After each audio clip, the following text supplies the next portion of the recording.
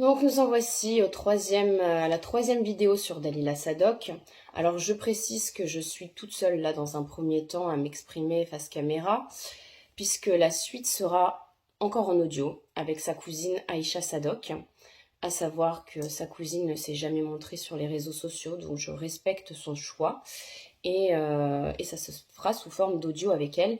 Mais là, dans un premier temps, je tenais vraiment à m'exprimer quand même seule par rapport à déjà refaire un point sur le premier et le deuxième audio, parce que ça commence à dater.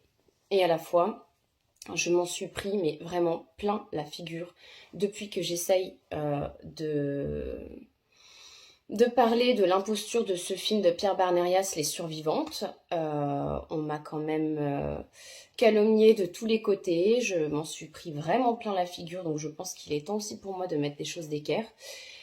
Pour revenir sur Dalila, donc le premier audio, j'ai déjà démontré pas mal de ses mensonges. Quand même, je suis revenue sur diverses interviews qu'elle a pu donner qui ne correspondaient pas du tout avec des choses qu'elle pouvait dire dans l'une et dans l'autre. Et ensuite, en audio 2, j'avais avec moi Paula, qui avait accepté de témoigner, une femme que Dalila a eue sur sa route et qui habite Grenoble. Et dans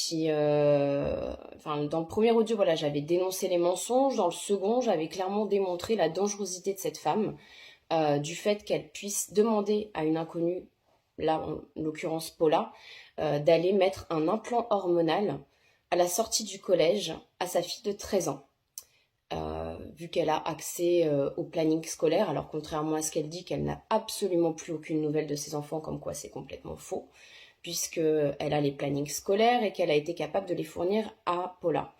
Moi, ce qui m'a quand même choquée par rapport à ce second audio, c'est qu'il y a beaucoup de gens qui ont dit dans les commentaires « Oh mon Dieu, mais elle nous a menti, Dalila, c'est vraiment une menteuse, c'est horrible ». Ok, mais quid de ces enfants en fait? Ces deux enfants pour qui je suis en train de faire ce que je continue de faire là. En fait, c'est pour eux, juste pour la vérité et pour laver en fait leur honneur parce qu'ils ont une mère complètement marâtre qui s'en va raconter n'importe quoi à leur sujet sur les réseaux sociaux. Et comme je l'ai déjà dit, je me suis retrouvée à approcher des personnes du passé de Dalila, voilà, en l'occurrence les personnes concernées. Et en fait, je me suis rendu compte que tout était faux. Donc je continue sur cette lancée. Ceux qui diraient que je m'acharne, bah oui, je m'acharne en fait pour la vérité.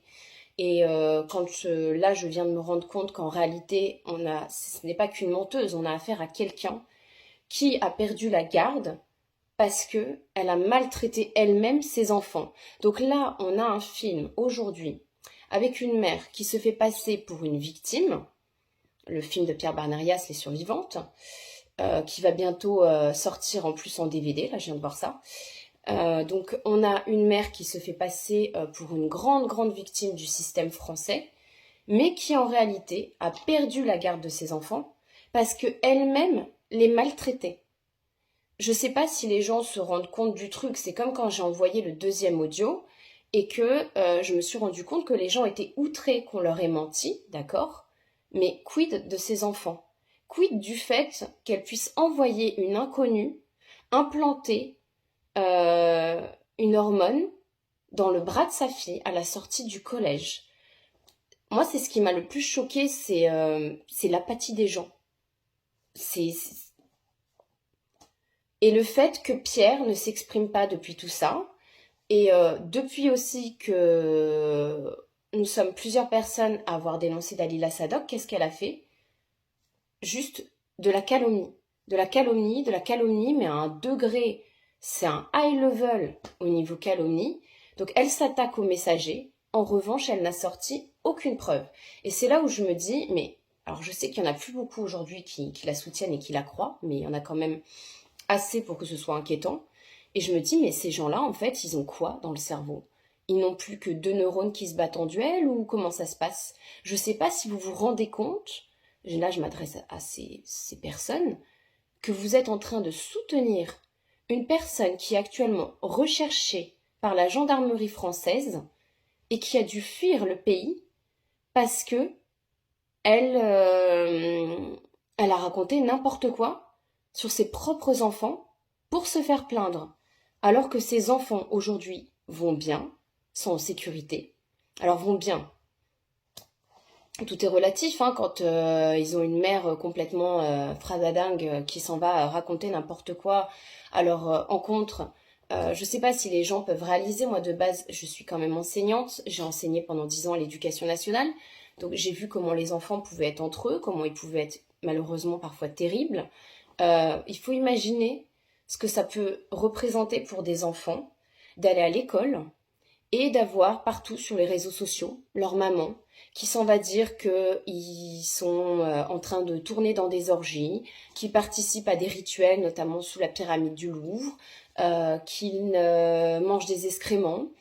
Euh, Enfin, ce que ça peut faire à des enfants qui peuvent être pris en grippe par d'autres élèves qui vont les harceler à l'école. Alors heureusement, je tiens à le préciser, ce n'est pas le cas.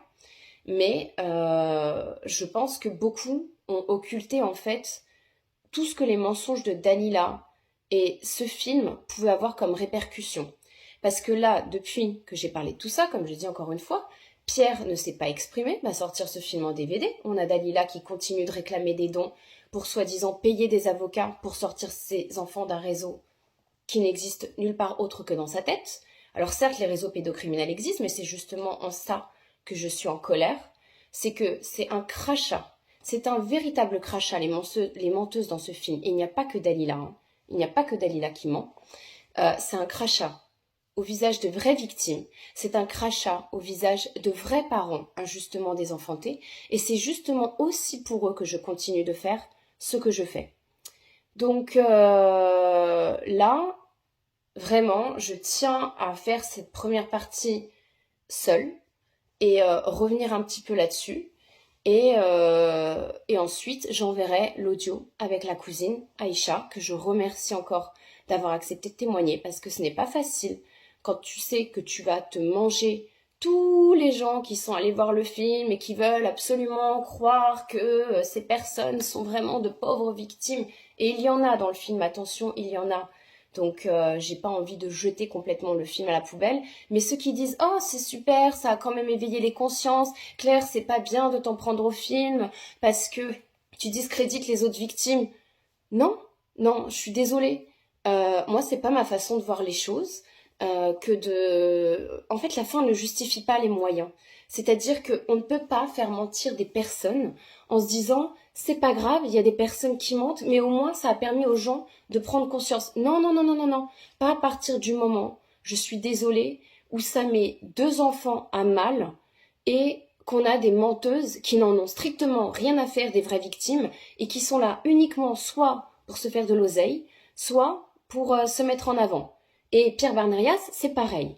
Pierre, tous ceux qui sont en train de le défendre, je suis désolée, mais il le savait depuis le départ. Il ne pouvait pas ignorer que Dalila mentait et il ne peut pas ignorer non plus, depuis tout ce que j'ai envoyé, qu'elle ment aujourd'hui et de faire comme si de rien n'était. Je suis désolée, mais à un moment donné, Pierre Barnerias, vous allez le payer. Vous allez le payer, votre envie d'argent qui a prôné et vous avez surfé sur une cause qui est noble, celle des enfants. Et ça, vraiment, je suis en colère toujours aujourd'hui, je ne décolère pas. Et j'espère qu'un jour, vraiment, vraiment, vous allez le payer.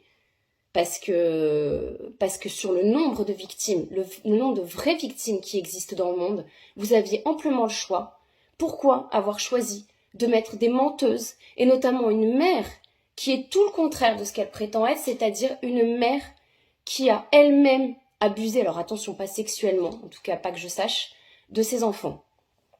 Donc là, moi, tous ces intérêts financiers, ces histoires d'ego, toutes ces accointances que je peux voir, parce que je vois aussi des gens être en train de prendre la défense de Pierre, alors tout d'un coup. Alors je suis désolée, je vais égratigner quelques personnes, hein, j'ai pas le choix, je suis obligée, parce que il y a un moment donné où moi, toute cette fake dissidence, je la vomis, en fait. J'en ai déjà un petit peu parlé dans des posts précédents, je finis par en avoir ras-le-bol aussi, de tous ces gens qui sont là, pareil, pour de l'ego, pour des vues, pour du fric, ça me dégoûte, ça me dégoûte. Qu'on surfe sur le sujet, les sujets qu'on veut, mais pas les enfants. pas les enfants. Vraiment, ça va à l'encontre de tout ce que je fais, de mes valeurs, et c'est pas possible. Donc là, on a eu par exemple Silvano Trotta, qui tout d'un coup n'a jamais parlé du film Les Survivantes. Ça fait des mois que le film est en salle, et d'un coup, au moment où je commence à démontrer les mensonges, notamment d'une personne qui est dans le film, qu'est-ce qu'il fait? De la pub sur le film. Et il m'a envoyé un message. Silvano, vous pouvez pas dire le contraire, si je dois le sortir, je le sortirai. Pour savoir pourquoi je m'en prenais tout d'un coup au film de Pierre Barnérias. Et vous, tout d'un coup, vous faites la promotion du film. Ça va avec beaucoup de choses que j'ai remarquées chez vous, et le fait que vous désinformez beaucoup votre public, même si vous envoyez parfois de la bonne information, mais j'ai envie de dire que ça, c'est le propre de tout ce qui est lié au syndicat jaune, qui envoie parfois jusqu'à 90% de bonnes informations, de réelles informations, mais 10% de fake, qui induisent les gens en erreur. Et c'est contre ça aujourd'hui que je me bats. C'est terrible parce qu'en fait, je me retrouve, entre guillemets, à me battre contre des personnes qui semblent avoir la même lutte, les mêmes combats, les mêmes valeurs, et c'est pas du tout le cas. C'est pas du tout le cas. Donc, voilà. Là, j'ai parlé du silence de Pierre. Je peux revenir sur les accointances. Par exemple, alors je suis désolée, Jeanne Traduction, ça me fait pas plaisir de parler de vous. Parce que à côté de ça, je trouve que vous faites quand même du bon boulot. Vous avez quand même le mérite d'avoir traduit des choses très intéressantes que j'ai moi-même pu regarder. Mais il y a un moment donné où il faut juste être honnête. Vous ne pouvez pas être neutre. À partir du moment, et je sais que ça ne vous a pas plu du tout, notamment votre compagnon qui dit avoir porté plainte contre moi, mais votre compagnon, il travaille pour Pierre Barnérias. Donc, bien évidemment que dans votre canal, malgré ce que j'ai été démontré, vous avez été dire que Dalila ne mentait pas et que vous la croyez. Ne prenez pas parti dans ces cas-là. À partir du moment où vous ne pouvez pas être neutre et que votre compagnon est rémunéré par Pierre Barnérias, soyez juste honnête avec les gens qui vous suivent. Là, c'est de la malhonnêteté, en fait. C'est de la malhonnêteté, et comme j'ai dit, tous les gens qui continuent de prendre la défense de Dalila aujourd'hui, je pense qu'un jour, ils le paieront. Ils le paieront parce que là, vous êtes en train d'induire les gens en erreur. Vous êtes en train de faire du mal à 2 enfants. Et là, vraiment, moi, c'est pour eux, encore une fois, que je continue ce que je fais et que je suis en colère. Et ça s'entend. Donc, pour revenir aussi sur toutes les calomnies de Dalila, les calomnies, on en est aujourd'hui à ce qu'elle aille dire que je n'ai pas de diplôme, que je suis, enfin comme j'ai déjà dit, j'étais soi-disant alcoolique, j'étais limite SDF, cocaïnée ou droguée à l'héroïne, j'en sais rien. Et ça continue sur son mur. Elle continue aujourd'hui de dire, alors là carrément, que j'ai des liens avec Gabriel Maznev. Gabriel Maznev, c'est quoi le rapport avec moi? Claire Gabriel Maznev, il est où le rapport? Donc là, en train d'essayer carrément de me faire avoir des liens avec l'un des plus gros pédos reconnus en France, mais on est où là? On est chez les fous? De dire que j'ai pas de diplôme. Je suis une soi-disant esthéticienne sans diplôme. Métier que j'ai exercé, certes, quand j'avais 20 ans. Ensuite, j'ai enseigné pendant 10 ans. Faudra m'expliquer comment on peut être à l'éducation nationale sans avoir de diplôme. C'est impossible. Et même exercer esthéticienne, c'est impossible sans diplôme. Pour information, Dalila. Sauf que Dalila, ce qui ne lui a pas plu, c'est que je suis revenue sur quelque chose qu'elle a exercé. Là, elle se fait passer pour une grande ingénieure sur les réseaux sociaux, et même quand elle passe en interview. Franchement, je vais être sympa, je vais pas parler de ce qu'elle a fait comme métier, notamment en Suisse.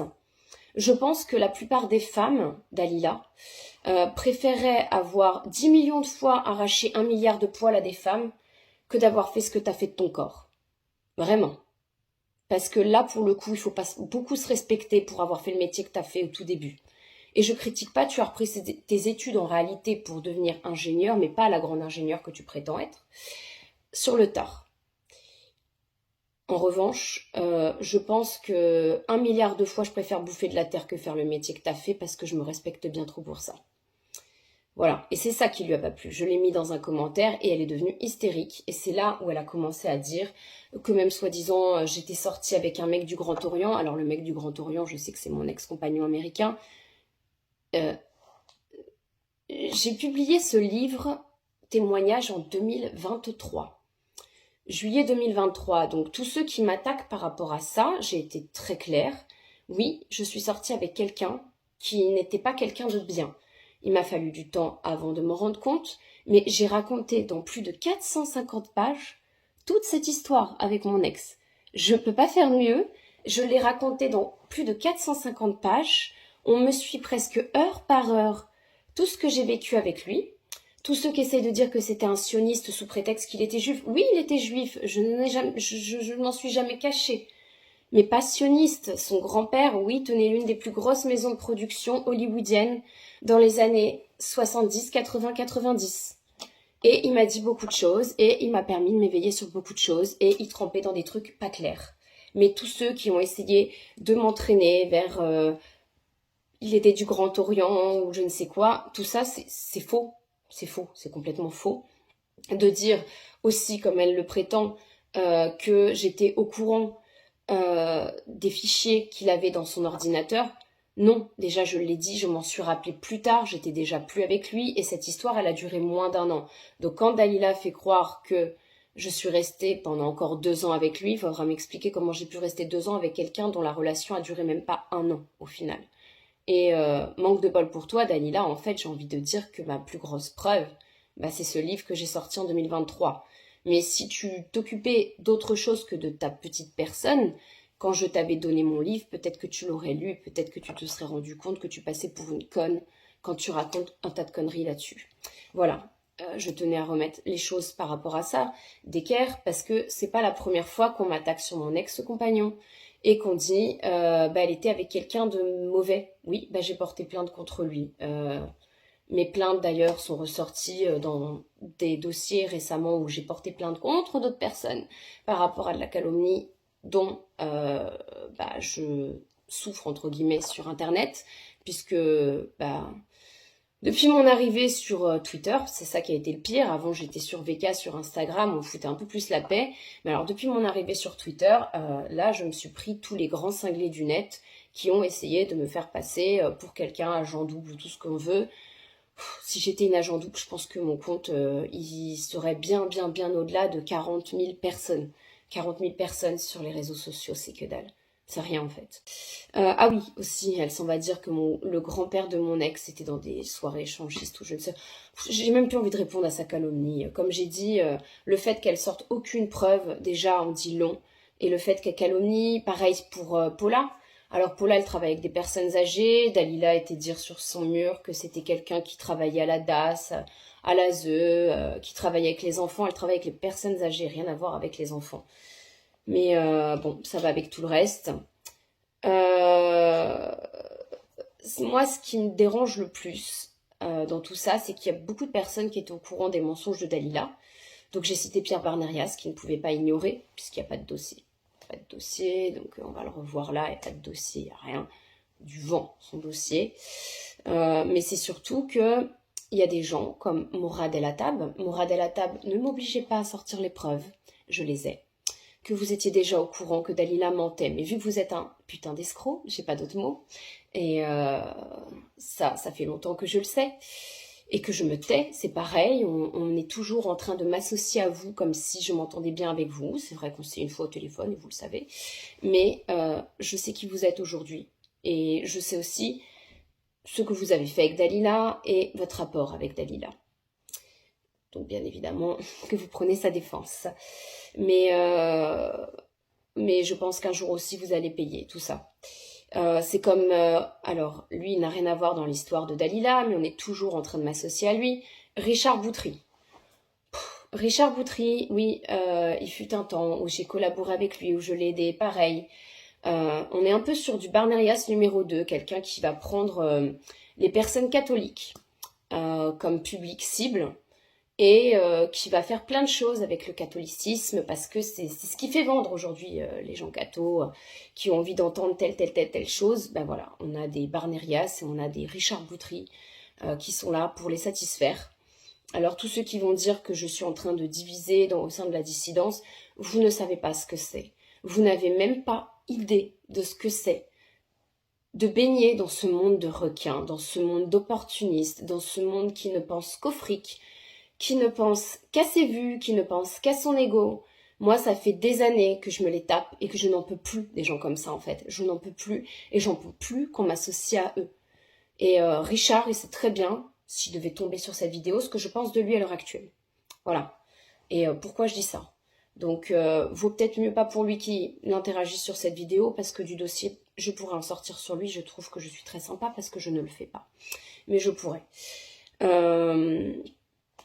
Comme aussi tous ceux qui ont reçu Dalila en interview et qui se taisent depuis des mois maintenant, soit par souci d'ego, soit parce qu'ils n'ont pas envie que leur business en prenne un coup. Il y a une personne qui me déçoit énormément, Nicolas Bouvier, la charte de Munich, dont tu parles souvent. Tu parles de la charte de Munich, c'est quand ça t'arrange, la charte de Munich. Parce que là, à quelle heure la charte de Munich, sachant qu'on parle d'enfants, en réalité, qui ont été maltraités par leur mère. Quand je parle de maltraitance, ça a été jusqu'à l'hôpital. Ça a été jusqu'à l'hôpital. Et le père a récupéré les enfants dans un état. Les enfants avaient les dents complètement cariées. Et comme je dis, ça corrobore avec ce qui vient avec la cousine. Avec ce que la cousine a à dire, le fait que la maman était complètement négligente et n'en avait rien à foutre de ses enfants. C'est d'ailleurs pour ça qu'elle continue de faire tout ce qu'elle fait pour arnaquer les gens. D'ailleurs, je pense qu'elle peut remercier grandement les gens qui lui ont permis de rembourser ses dettes, hein, puisque Dalila a réussi à rembourser ses dettes, à remettre sa maison qui était en Moselle en vente. Merci à toutes ces personnes d'avoir contribué à ce qu'elle puisse même se barrer à l'étranger. Là, elle est partie un mois en Thaïlande, apparemment, elle se fait plaisir.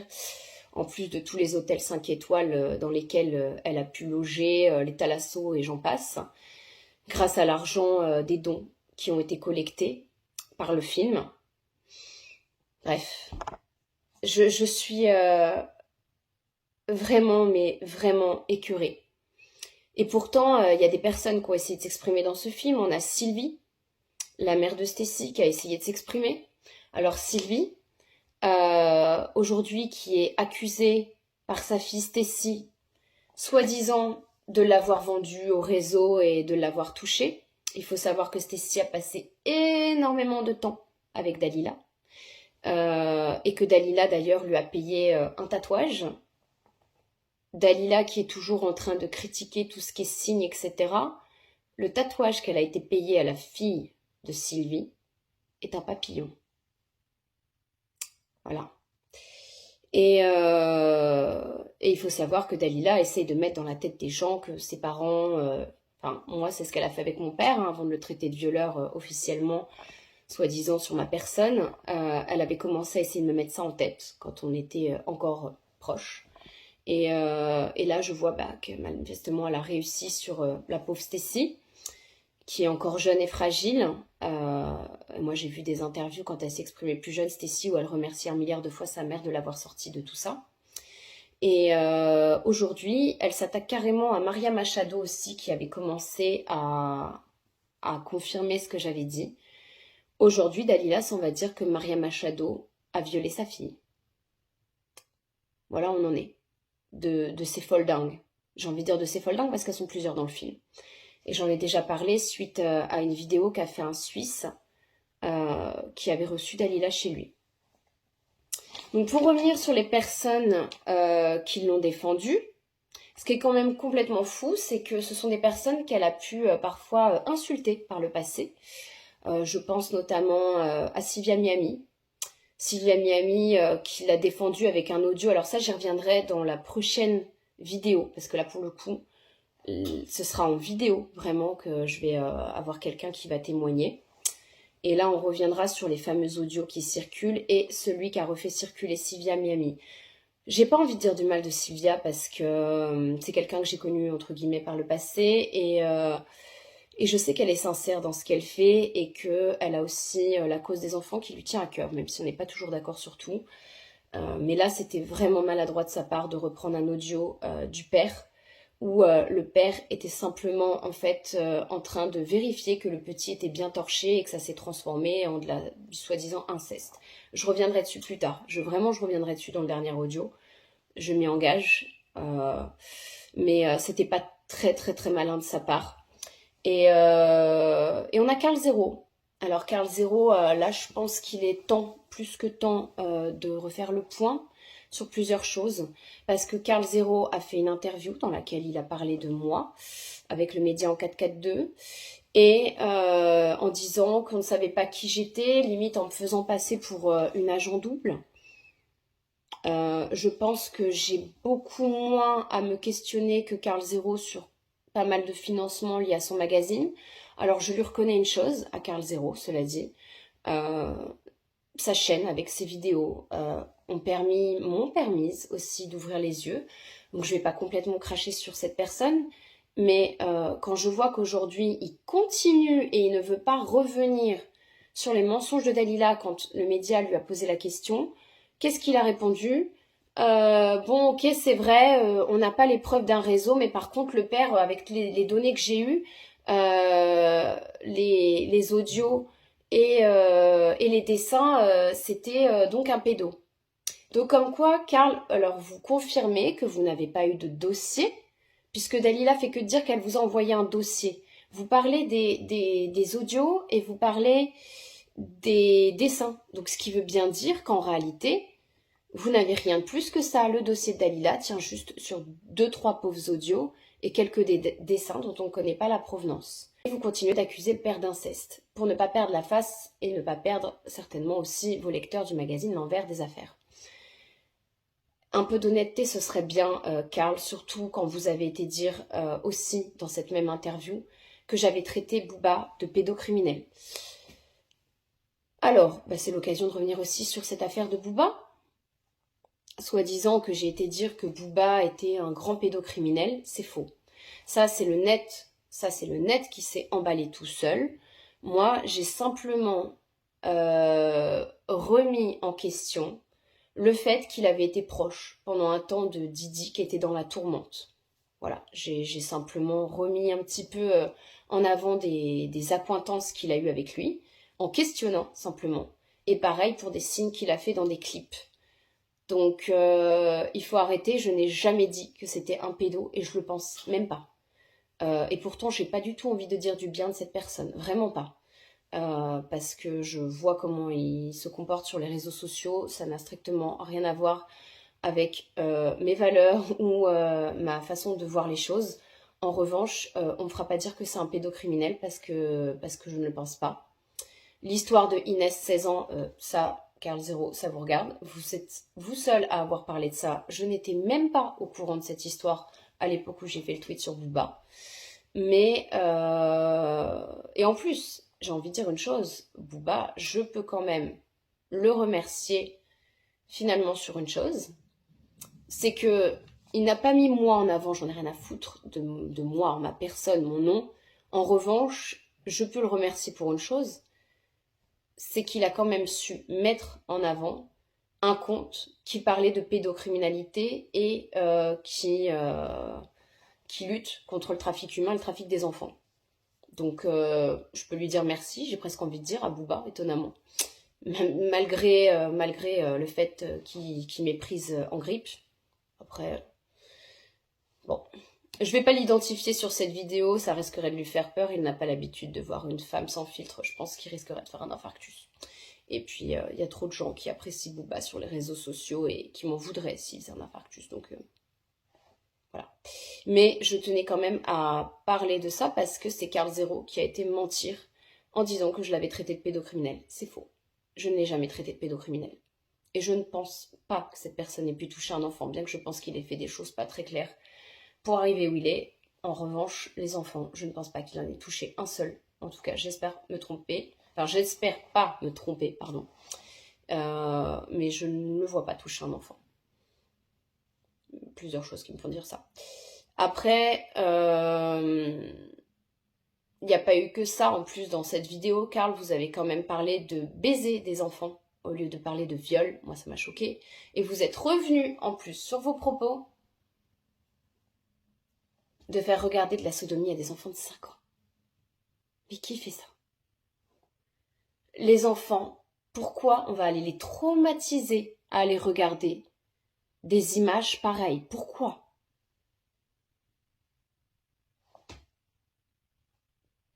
Ça n'a aucun sens. Ça me... en fait, là, je marque un temps d'arrêt parce que ça me choque, en fait. Bref.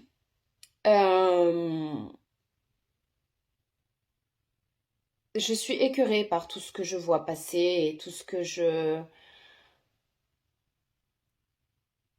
Là, comme j'ai dit, moi, on va me dire, ah, elle est là, ouais, mais elle vend quand même son livre. J'ai envie de dire aux personnes, mais putain, renseignez-vous sur combien gagne un auteur. Jean d'Ormesson, qui était celui qui gagnait le plus et qui avait le plus négocié en France, il gagnait 22%. 22%. C'est ce que j'appelle vraiment les éditeurs, mais des Mac éditeurs. Ce sont des Mac éditeurs, ce sont des gens qui se font du fric sur le dos des auteurs. Un auteur, il gagne rien, même quand il se met finalement en auto-édition, comme j'ai fini par le faire parce que je m'étais fait avoir justement par un Mac éditeur, d'ailleurs qui m'a quasiment jamais rien versé. C'était le tout premier éditeur avec qui j'avais signé, qui m'a versé juste la première année. Et après, en fait, il était en dépôt de bilan avec plus de 800 auteurs, dont moi, qui lui reprochaient de ne rien avoir versé. Et ça, malheureusement, il y en a quand même pas mal des éditeurs comme ça. Mais renseignez-vous sur combien gagne réellement un auteur. C'est que dalle. C'est énormément de temps. Écrire un livre, ça prend tellement de temps, ça prend tellement d'énergie pour que dalle à l'arrivée. Et ça, c'est pareil, c'est vraiment un milieu que les gens ne connaissent pas. Ils confondent ça avec le milieu de la musique ou le milieu du cinéma. Et pareil, dans le milieu de la musique, du cinéma, il y a des gens qui gagnent quasiment rien. Tout le monde n'a pas la célébrité d'un Brad Pitt ou d'une Lady Gaga en chanson, qui ont eux-mêmes dû sacrifier certainement beaucoup de choses. Mais bon, pour revenir en tout cas sur le dossier Dalila, là je vais passer avec la cousine. Sur ce dont je viens de parler, sur le fait qu'en fait elle est elle-même fait du mal à ses enfants, et c'est en ça qu'aujourd'hui ça me dégoûte, mais ça me dégoûte de voir des personnes continuer entre guillemets de la défendre alors que putain, mais vous défendez une mère qui a maltraité ses enfants. Voilà où on en est dans le monde inversé dans lequel on est. Comme je dis, avec ce syndicat jaune là qui vient défendre l'indéfendable. Il n'y a pas... Je suis en train de relire mes notes en même temps. Je crois que j'ai fait le tour. Honnêtement, je crois que j'ai fait le tour. Je vais lancer l'audio là avec la cousine et puis chacun se fera sa propre idée. Comme j'ai dit, moi, j'ai rien à y gagner en fait. J'ai juste du temps et de l'énergie à perdre. Mais je le fais pour ses enfants. Voilà. Pour ses enfants parce que je me dis que... Et d'ailleurs, le jour où ça... Parce que je pense que c'est sa fille qui parlera. Elle a beau être assez timide et réservée. Parmi les deux enfants, je pense que celle qui va parler, c'est sa fille. Et le jour où elle parlera, ça fera mal. Ça fera vraiment mal, Dalila. Concernant l'audio avec la cousine qui va venir, il faut savoir qu'il y a eu quelques soucis de son. Parce que à la base, on en avait pour plus de 5 heures d'enregistrement. Donc bien évidemment, je ne pouvais pas envoyer les 5 heures sur les réseaux sociaux. Donc on a dû faire des coupures et je remercie infiniment la personne qui m'a aidée à faire les coupures. Et donc du coup, c'est pour ça qu'il y a quelques petits problèmes au niveau du son. Mais il faut savoir une chose en fait. Les gens qui ont lu mon témoignage savent que je me suis toujours promis une chose. C'est que ce que j'ai vu dans les dossiers cette nuit-là de mon ex-compagnon et par rapport à ce bébé, je me suis toujours promis une chose, c'est que seule la vérité l'emporterait. Je sais que ce que j'ai vu cette nuit-là, en fait, il n'a pas pu survivre. Je le sais très bien. Mais justement, il n'y a pas que pour les enfants de Dalila que je fais ça. Je le fais aussi pour cet enfant que j'ai vu cette nuit-là. Et, euh, et tout ce que je fais, qu'on me le reproche ou pas, je m'en fous en fait. On peut me reprocher ce qu'on veut, en fait, on pourra jamais m'enlever une chose, me reprocher une chose, c'est mon honnêteté et mon intégrité par rapport à ce que je fais, par rapport aux enfants. Voilà. Ceux qui auront lu mon témoignage comprendront, les autres, tant pis. Mais en tout cas, je fais vraiment du mieux que je peux et comme je peux. Voilà. Bonsoir Aïcha et merci aussi à Paula d'être parmi nous ce soir. Donc tout d'abord, je voulais vraiment te remercier Aïcha d'accepter de parler publiquement par rapport à ta cousine Dalila Sadok. On va dire que tu le fais un petit peu au nom de sa famille car tu es la seule qui a accepté de témoigner.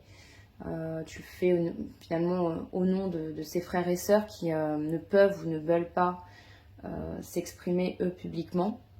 Donc on a quand même pas mal échangé toutes les deux et tu as quand même beaucoup de choses intéressantes à dire parce que forcément tu as connu Dalila bien avant qu'elle soit sur les réseaux sociaux et qu'on entende parler de ce soi-disant grand réseau pédocriminel dans lequel se trouvent ses enfants, enfin se trouveraient, je vais dire plutôt ses enfants en présence de notre cher président Emmanuel Macron. Et je trouvais que c'était important voilà, d'avoir quelqu'un de la famille qui puisse parler. Et je sais que tu en as, comme beaucoup de membres de ta famille, vraiment ras-le-bol de tout ça. Et je t'avais demandé du coup d'envoyer quelques éléments parce que bah, tu ne t'es jamais montré sur les réseaux sociaux. Donc je respecte ton choix et c'est pour ça que ça va rester sous forme d'audio. Mais je t'avais demandé voilà, quelques éléments pour prouver que tu connaissais bien Dalila et que tu étais de sa famille. Donc tu m'as envoyé plusieurs choses. Alors je ne vais pas tout passer. On va simplement passer là une photo de famille que tu m'as envoyée où j'ai flouté tout le monde, sauf Dalila. C'était lors d'une cérémonie familiale. Tu m'avais aussi envoyé le faux pass sanitaire lors de la mascarade Covid que tu avais fourni Dalila, qu'on peut aussi afficher là maintenant. Et tu m'avais envoyé parmi plusieurs choses une vidéo là qu'on va passer juste après.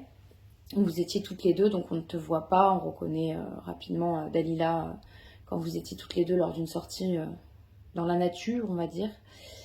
Et après, bah, je vais te laisser t'exprimer par rapport à tout ce qu'elle dit sur les réseaux sociaux là depuis, ça fait plus d'1 an maintenant.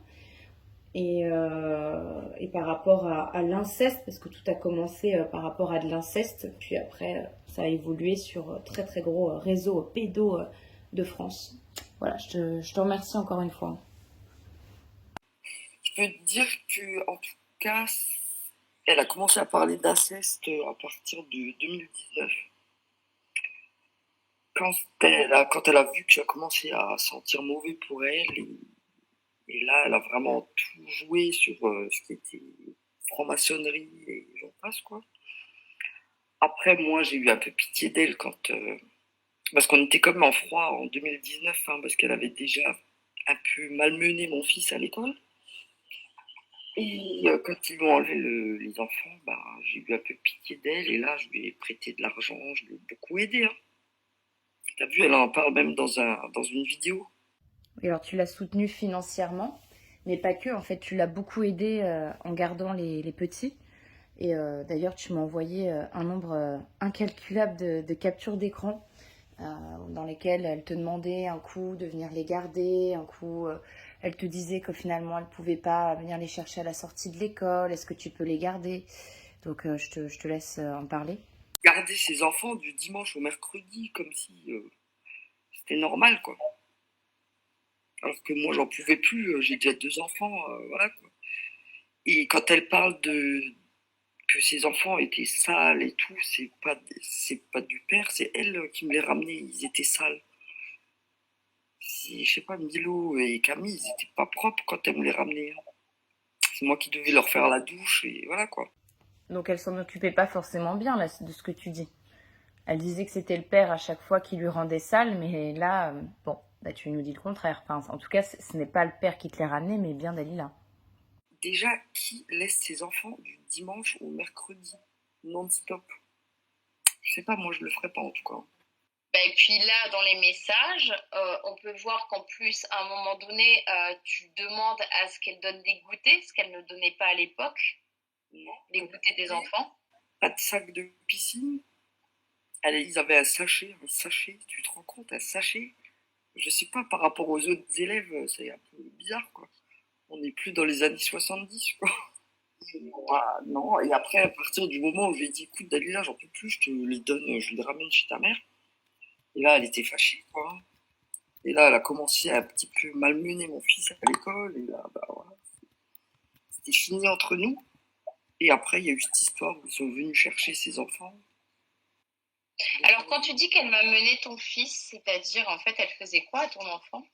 Mais elle venait chez lui alors qu'il avait 9 ans. Elle lui disait, oui, tu sais, tes parents sont séparés, tu devrais comprendre. Alors qu'il avait 9 ans. Et ensuite, oui, des choses, oui, tu tapes Camille, n'importe quoi. Elle disait à ton fils qui tapait Camille, sa fille? Elle venait pas chez moi me le dire, elle allait chez Samy, son fils, pour lui dire, tu tapes ma fille, mais elle ne demandait rien à moi, tu vois. Alors qu'elle te demandait tout le temps, on le voit dans les messages, de garder ses enfants, en fait. Ouais, ouais, non, Que ce soit les emmener à l'école, les ramener, elle était soi-disant trop prise par le travail à l'époque. ouais, non, mais c'est pas le seul enfant qu'elle a malmené, hein.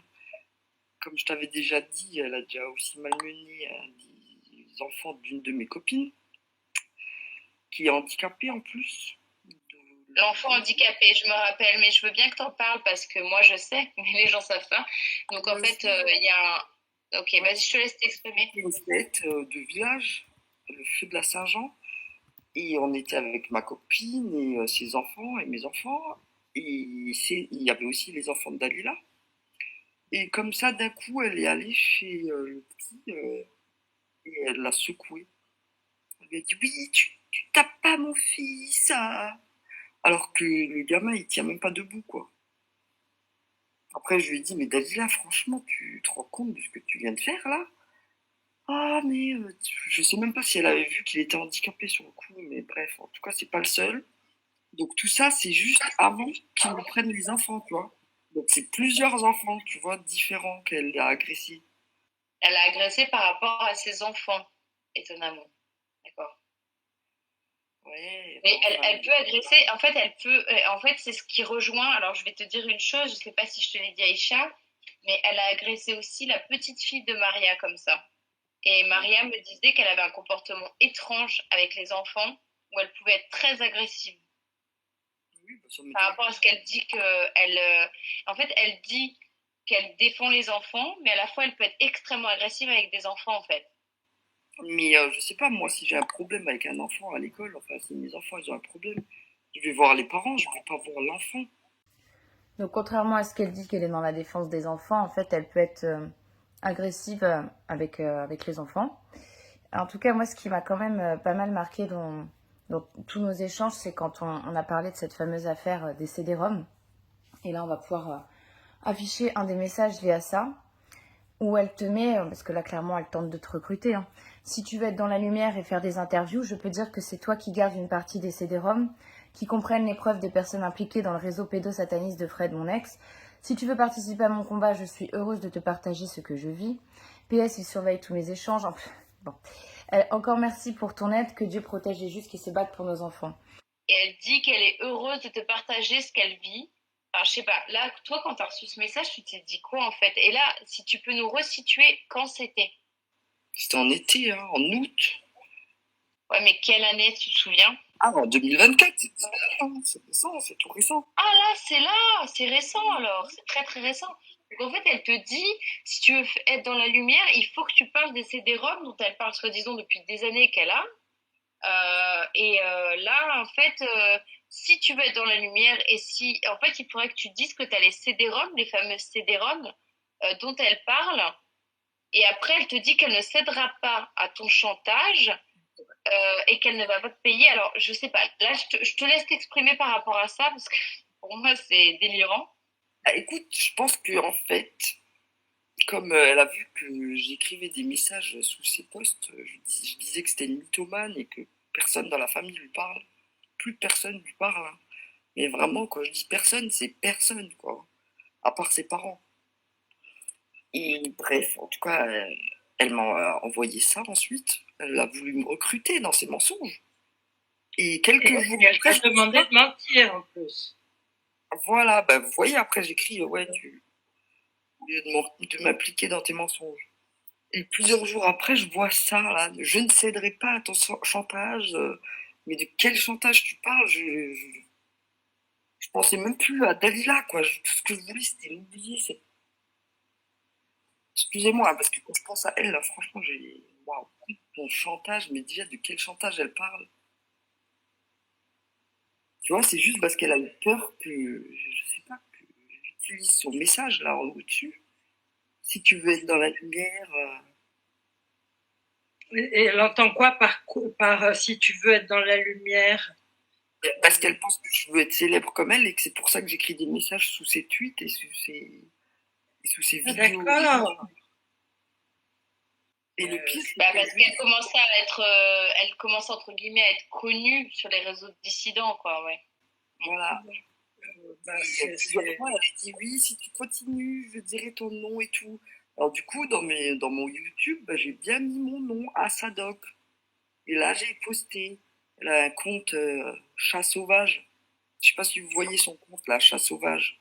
Non, pas celui-là, mais de toute façon, je me suis rendu compte que Dalila avait beaucoup plus de comptes que ce qu'elle prétendait sur les réseaux sociaux, en tout cas sur Twitter, soi-disant qu'elle avait du mal à avoir un seul compte, que son compte était shadowban, alors que quand là depuis tout ce que j'ai publié par rapport à elle, elle a une multitude de faux comptes avec des sous pseudo bien évidemment, où elle commente et d'ailleurs de façon très rapide. Je pense qu'elle a dû avec ces comptes-là mettre la fameuse cloche sur le mien parce qu'elle est quand même extrêmement réactive pour mettre des commentaires où je sais que les commentaires c'est elle derrière.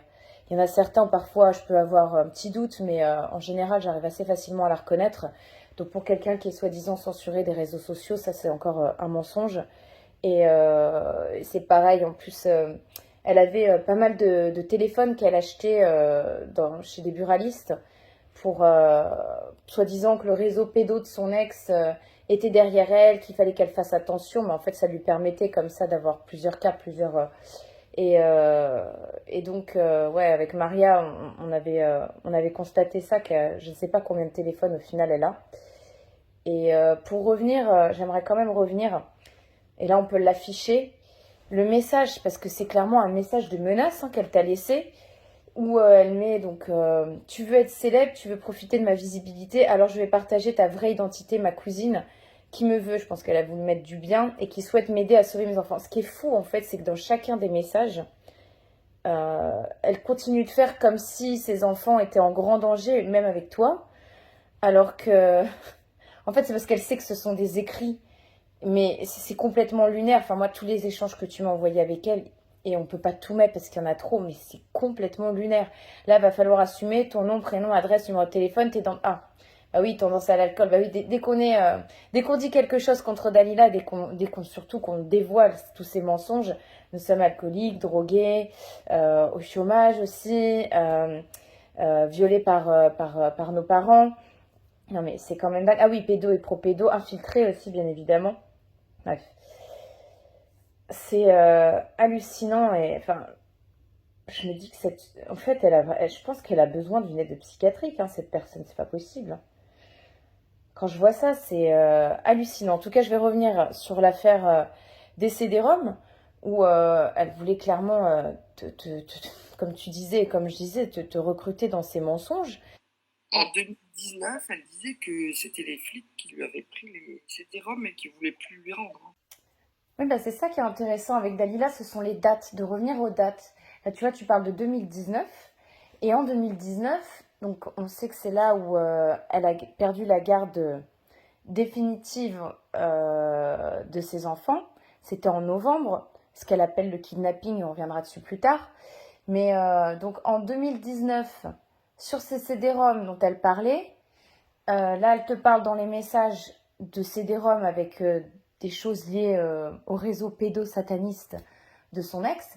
Sauf que si on remet les dates, et j'en ai déjà parlé précédemment, donc ces enfants auraient commencé à s'exprimer par rapport à l'inceste en février 2019. Et fin février 2019, début 2020, elle s'est orientée vers l'association anti-pédo de Maxime Monteau, où elle ne connaissait absolument rien au réseau, au satanisme, et qu'elle serait arrivée toute innocente avec ces fameux dessins, j'ai presque envie de dire, les seules preuves, entre guillemets, qu'elle a pour prouver que ces enfants viennent d'un des plus grands réseaux, sont dans un des plus grands réseaux pédocriminels de France. Et moi, ce qui m'intéresse, c'est un barbecue dont tu m'as parlé, qui aurait eu lieu avec ses frères. Et d'ailleurs, je te remercie parce qu'au final, tu es la seule de la famille. En fait, vous faites partie d'une famille où on ne lave pas son linge sale en public. Tu m'as dit que tout le monde était exaspéré. Mais voilà, je te remercie encore d'accepter de témoigner. Et donc, tu avais eu un barbecue avec ses frères. Et je te laisse en parler. Elle est arrivée à Sarah en 2017, ou 2018, 2018 sûr, elle était à Saralbe. Et là, elle parlait pas du tout de pédosatanisme, rien du tout. Et nous, on est un peu un groupe à Saralbe, il y a des complotistes, tu sais, comme partout, hein. Voilà, tu sais, anti-vaccin. Et là, on a parlé de pédosatanisme. Et elle était pas du tout au courant.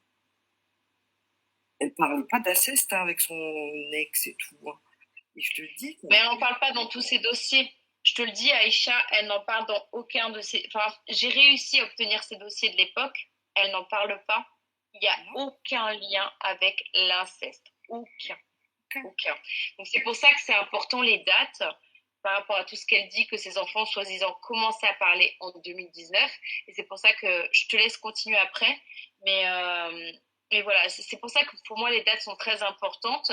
À quel moment s'est passé notamment cette soirée barbecue où ses frères ont parlé de pédosatanisme, tu vois. en été 2018 sûr, parce qu'elle refaisait sa maison et elle prenait tout le monde un peu pour ses larbins, tu sais. Elle croyait que même mon mari était à sa disposition pour déplacer des meubles. Ah, mais... Et bref, elle a fait un barbecue et je te dis que là, on a parlé et là, elle connaissait rien. Ses enfants, ils étaient là, hein. Ouais. Ils étaient là à ce moment-là, les enfants? Ils étaient souvent là. Ils étaient même D'accord. Elle les ramenait pas. Je sais pas, je sais pas ce qu'elle faisait. Enfin bref. Mais en tout cas, c'est que en 2019, quand elle a senti que ça puait, elle a commencé à parler d'inceste, c'est tout. Donc en fait, en 2017-2018, on est d'accord, elle ne parlait pas d'inceste. Pas du tout. Ouais, donc je vais remonter dans l'ordre chronologique des choses, mais à l'envers. Donc fin 2019, début 2020, elle s'est manifestée auprès de l'association Monty Pédo et elle n'y connaissait rien, selon Maxime Monteau, de tout ce qui était réseau pédosataniste. Elle n'en avait jamais entendu parler. Novembre 2019, elle perd la garde des 2 enfants. Février 2019, elle sent qu'elle va perdre la garde. Et là, les enfants lui auraient soudainement parlé d'inceste, puis de réseau. Entre en tout cas février et novembre, quand elle a perdu la garde, c'est là où son fils aurait dessiné une pyramide. Donc avec moi, en 2023, elle disait qu'elle ignorait quelle était cette pyramide. Et en 2024, le discours a évolué. C'était donc des rituels sous la pyramide du Louvre en présence de Macron, Emmanuel Macron. Et son fils lui aurait clairement dit qu'il s'agissait du président de la République. Et quand elle l'aurait vu dessiner, elle lui aurait dit mais tu es en train de dessiner des rituels pédosatanistes sous la pyramide du Louvre. Et est-ce que tu te rappelles quand elle a cette soirée de pédosatanisme où là, toi, je me rappelle en aparté, tu m'as dit elle ne connaissait rien au pédosatanisme et c'est ses frères qui en ont parlé. Elle en rigolait, quoi, à la limite. Vraiment, elle ne croyait pas. Nous, c'était les vidéos qu'on voyait, tu sais, d'Alexandre Le Breton. À l'époque, il y avait beaucoup de vidéos. Oui. Bah lui, ouais, avant 2019, ouais. Voilà, depuis 2015, même avant. Et du coup, elle connaissait rien. Et quand toi, tu me parles de février, de quelle année? Février 2019, c'est là où elle dit que ses enfants, là où elle dit que limite son fils aurait parlé de Macron sur la pyramide du Louvre. Vrai, il a jamais parlé de pyramide. Moi, j'ai jamais entendu ces enfants parler de pyramide ni rien. Bah, comme on montrait tout à l'heure dans les messages, tu as énormément gardé les enfants, tu as beaucoup gardé son petit, il t'a jamais parlé de pyramide. Père, ni rien, rien, rien. C'est pas vrai, même Macron, je suis pas sûr qu'il savait qui c'était. Hein. Bah oui, elle dit que c'était le président. Bon. Et, Le président de la République. Alors, et je trouve que pour un tout petit, dire président de la République, ça m'a interpellée. C'est pas un oui, vocabulaire. oui, moi aussi, Paula. Moi aussi. Elle nous a jamais parlé de. Même quand quand elle s'est fait enlever les enfants, elle nous a jamais parlé de Macron, de pyramide ou de quoi que ce soit. Hein. Pas vrai. Et elle t'avait même jamais parlé d'inceste, même. Bah, quand ils lui ont enlevé les enfants, oui. Là, oui. Ah, alors, c'est à quel moment ça qu'elle a commencé à parler? Est-ce que toi, tu te rappelles quand est-ce qu'elle a parlé d'inceste, véritablement? Je, En 2019, avant qu'ils prennent les enfants, alors ils ont pris les enfants le 15 novembre 2019. Et moi, je ne parlais plus pendant déjà depuis quelques mois. Donc, je sais pas, je dirais depuis le début de l'année 2019. Et il y a un de ses frères qui est venu d'Angleterre. Là, c'est là qu'elle a commencé à vraiment parler de ça. Donc ouais, comme on dit, début d'année 2019, elle a commencé à parler d'inceste. Ouais, bah oui, ça correspond à son dossier, ouais. Et avant, elle n'a jamais parlé de ça. Alors que quand même, ils se sont séparés plusieurs années avant, en fait. C'est ça qui est fou. Et jamais dans sa famille, il n'y a qui que ce soit, elle a parlé d'inceste. Mais non, jamais. Mais par contre, elle voulait s'éloigner du père. Hein. Ouais. Ça, Bah oui. Ouais. Ah ouais. Non, elle a commencé à parler que en 2019, je te dis, quand elle a vu qu'il y a eu des jugements contre elle, c'est tout. Sauf que ça, elle en a jamais parlé de ces jugements. Il y a une fois où elle était justement en 2019, je l'ai vue aller en pleurs à l'école, essayer d'amadouer la maîtresse, la directrice de la maternelle. Et c'est tout. Hein. Sûrement pour préparer le terrain, parce qu'elle savait qu'elle allait se faire enlever les enfants. Et comment elle savait qu'elle allait se faire enlever les enfants? Mais il y avait sûrement un jugement, parce qu'il y avait des non-représentations et tout. Oui, donc au départ, quand elle est partie à 600 km, il n'y avait pas d'histoire d'inceste. Donc elle ne peut pas dire qu'elle a fui sous prétexte que le père était incestueux ou quoi envers les enfants. Puisque là, tout à l'heure, tu disais qu'elle était arrivée en, je crois, 2018. Donc c'était un an, soi-disant, avant que les enfants parlent. Et quand elle est partie à 600 km, c'était pas pour faire une garde alternée avec le père. En fait, elle ne voulait pas que le père ait du tout la garde des enfants. Et parce que quelqu'un qui part vivre à 600 km, qui a des enfants en commun avec quelqu'un, c'est pas pour faire une garde partagée. Puisque les pauvres enfants, après, ça leur fait faire plein de kilomètres à chaque fois pour aller chez un parent, chez l'autre parent.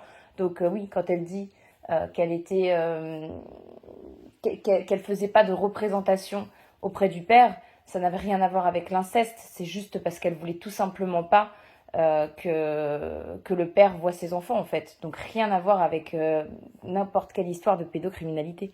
Il dit clairement c'est à cause de ça qu'ils lui ont enlevé les enfants, parce qu'elle n'a pas présenté les enfants. Et du coup, ce qui s'est passé aussi, c'est qu'elle vous a beaucoup emprunté à sa famille. Hein. Elle a énormément emprunté à toi, notamment, et même à des proches. Et bien évidemment, elle n'a jamais remboursé, puisque c'est là où vous en êtes aujourd'hui, c'est que vous n'avez pas eu... elle vous a pas remboursé. Alors donc là, il y a eu emprunt. Moi, j'ai appelé les dossiers là qu'on peut passer emprunt 1, emprunt 2, emprunt 3. Ah oui, elle a emprunté à tout le monde, hein, faut pas rêver. En pleurnichant, en disant ah j'ai des avocats, je peux plus payer mon chauffage, mes propres parents qui sont à la retraite et qui gagnent rien quoi à la retraite, ils lui prêtaient des 500 €, enfin donné, hein, parce que lui, il prête pas. Mon père lui a donné du bois de chauffage. C'est vraiment, Et pourtant, elle avait un travail, non? Oui, enfin là encore, j'ai envie de dire, elle s'invente une vie, pas complètement par rapport à une formation, mais c'est quand même une formation qu'elle a fait sur le tard, hein, Dalila. Sa formation où on avait regardé d'ailleurs avec Paula, on avait trouvé sa promo. En fait, elle a obtenu concrètement un diplôme à l'âge de 30 ans. Donc, toi, tu parlais, Aïcha, de formation Pôle emploi. Elle a dû bénéficier de choses comme ça. Après, ça, pour le coup, ça, c'est toi qui disais ça. J'en sais rien, mais la grande ingénieure, soi-disant, du CAC 40, vu qu'elle ment comme elle respire, c'est pareil. Elle a l'air d'avoir un gros complexe d'infériorité par rapport à de ce que tu m'avais dit, Aïcha, par rapport à ses frères et sœurs qui avaient tous de, de très très bonnes professions. Après, elle a ingénieur quand même, elle a eu son diplôme, mais bon, ingénieur, ça veut tout et rien dire, hein. Il y a les ingénieurs des arts et métiers, et puis il y a les ingénieurs de petites écoles d'ingé ou de formation comme ça, effectivement, qui peuvent être payés par Pôle emploi. Bref, après, j'ai pas envie de partir dans un débat là-dessus, mais je vois que c'est ce qui est souvent mis en avant dans ces interviews. Oh, allez, puis en plus, c'est typiquement français, ça m'énerve. Mais c'est surtout que c'est ce qui est toujours mis en avant. Et quelque part, elle se donne du crédit comme ça. Après, elle s'exprime bien, on peut pas lui enlever, hein. Mais bon, quand elle raconte des choses par rapport à son boulot, que ce soit Maria ou moi déjà, on l'a pas vraiment vu travailler. Ça, j'en avais déjà parlé. Mais c'est surtout quelqu'un qui a l'air d'être extrêmement fainéante et qui ne veut pas bosser. En tout cas, ça, c'est ce que... On est quand même plusieurs, j'allais dire ce que j'en déduis. Non, je suis pas la seule à l'avoir remarqué. Sinon, on va revenir sur toutes ces accusations par rapport aux drogues, l'alcool. Là, par exemple, on peut afficher un échange que vous avez eu entre vous, Aïcha, où elle te dit que Dieu te remette... oui, c'est ça. Que Dieu te remette sur le droit chemin et loin de la drogue et de l'alcool. Non, mais elle est incroyable parce qu'en plus, elle fait ça à chaque fois, à chaque personne. Donc, ça la décrédibilise complètement. Et on peut afficher aussi un autre message, donc le message qu'elle avait laissé à Paula en disant que tu avais été aussi violée avec tes sœurs. Oui, j'aimerais savoir. Et que moi je sais pas, il paraît que j'ai été violée par mon père, je suis pas au courant non plus. Ce qui m'avait choqué, c'est que en fait, Aïcha dans un des tweets dit que Dalila ment. Moi, je faisais mes recherches parce que je trouvais qu'il y avait plein de choses qui collaient pas et qui me choquaient. Et j'ai demandé à Aïcha, que je connaissais pas, est-ce que vous pouvez me contacter en MP? Et là, Dalila me dit, je peux même te donner son numéro. Et paf, elle me donne le numéro. Mais j'ai été super choquée de la facilité avec laquelle elle donne les numéros des gens. Je trouve ça super intrusif et super. Bah oui, dans le but de me harceler, quoi. Non, ce qui est surtout dingue, c'est les accusations qu'elle tient sur les gens, où ça mêle carrément nos familles qui n'ont strictement rien demandé, d'aller dire que des membres de nos familles nous ont violés. Et là aussi, elle fait toujours tout en effet miroir. Donc, elle traite les gens d'alcoolos. Et je vais te laisser en parler à Aïcha par rapport à son frère aussi, quand il a commencé, un de ses frères, parce qu'elle en a plusieurs, qui avait commencé à dire que c'était une menteuse et que à ce moment-là, elle avait été monter des bouteilles dans des bouteilles de vin dans sa chambre, alors qu'il ne boit même pas de vin et qu'il boit que de la bière, en disant aux membres de votre famille que c'est un alcoolo. Elle a ramené ses parents dans la chambre de son frère en ayant mis ses propres bouteilles de vin dans la chambre. Parce que c'est elle qui boit du vin là, tous les soirs avec son petit plaid. Ça, faut le dire quand même, parce que à un moment de traiter tout le monde d'alcoolo, de drogué, de violé, je me demande si c'est pas elle qui a été violée. Là, c'est une question qu'on s'est déjà posée à plusieurs reprises pour qu'elle traite comme ça tout le monde pédo et qu'elle nous voit tous avec des pédos même autour de nous. Il y a de quoi se poser des questions, surtout comme tu m'avais dit, Aïcha, elle a pas, vous n'avez pas une nouvelle pendant des années, vous ne savez pas ce qu'elle a fait à l'âge de 18 ans quand son père l'a mise à la porte. Et du coup, vous ne saviez absolument pas ce qu'elle était devenue pendant des années. Donc, de toute façon, enfin, moi, de tout ce que j'ai recherché, le passé est quand même assez trouble aussi, hein. Là, on parle beaucoup du présent, mais il y a quand même des choses assez troubles. J'attends vraiment d'en savoir plus et d'avoir confirmation sur certaines choses pour peut-être pouvoir m'exprimer là-dessus. Mais je veux faire attention et être certaine de certains éléments.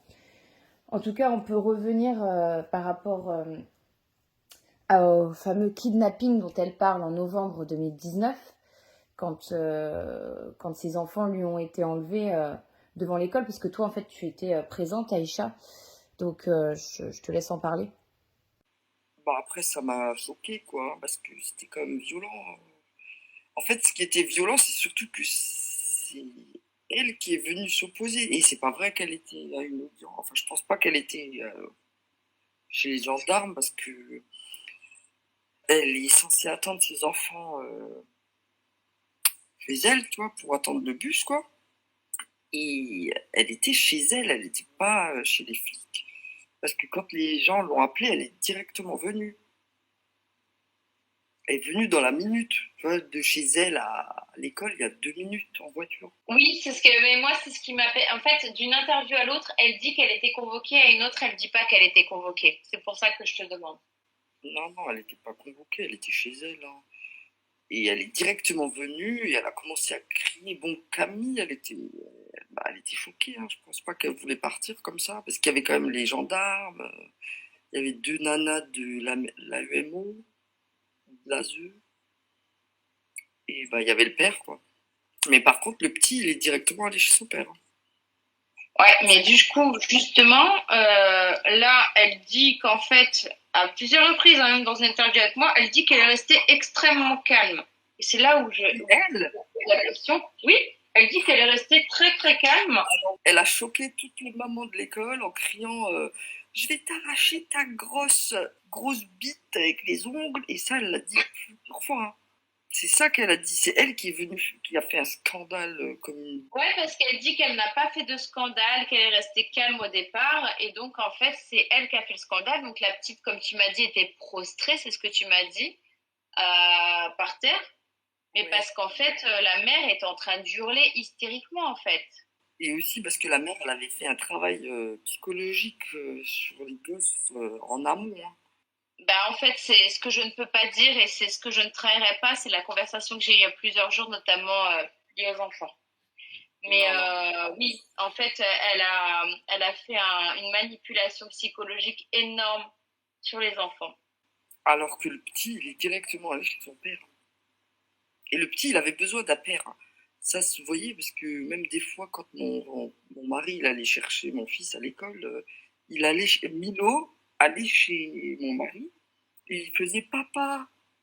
Ouais, bah donc, ouais. Ok, parce que soi-disant, il avait porté plainte aussi, le petit, et qu'il était terrorisé par le père de Dalila. Enfin, le père des enfants.